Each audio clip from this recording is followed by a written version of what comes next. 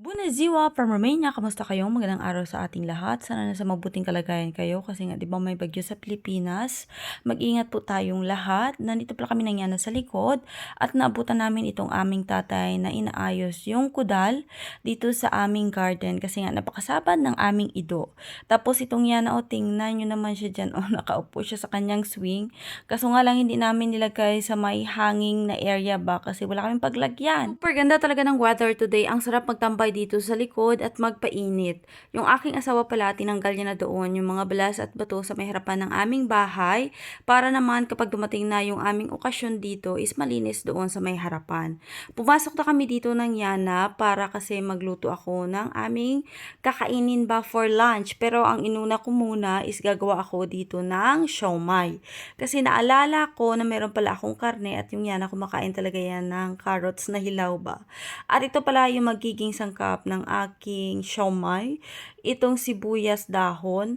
Tsaka maglalagay din ako ng tsapa at igigiling ko siya dito sa regalo ng aking asawa last year nung Mother's Day special. First time ko pala itong gagamitin kasi ngayon pa lang ako gagawa ng siomai at hindi ko ito ginagamit kasi nga natakot yung Yana.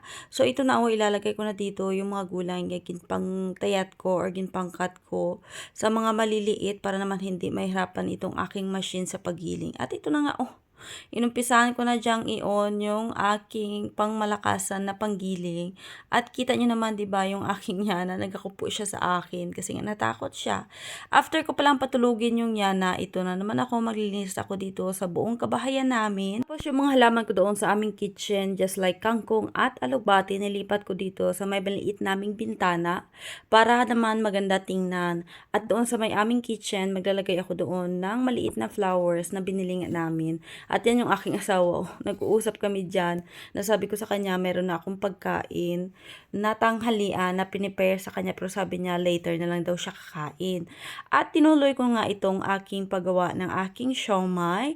Bali, pinaghalo-halo ko na lahat ng mga ingredients ko dyan. Tapos yung karne ko pala is pork. Tapos nahirapan pa ako dyan kung paano putusin ng siomai ba kasi nga first time kong gumawa nito, so bahala na si Batman kung ano na yung magiging itsura nito. Ang importante is maputos ko siya at ako lang naman kasi yung kakain nito at ito na yung kanyang itsura.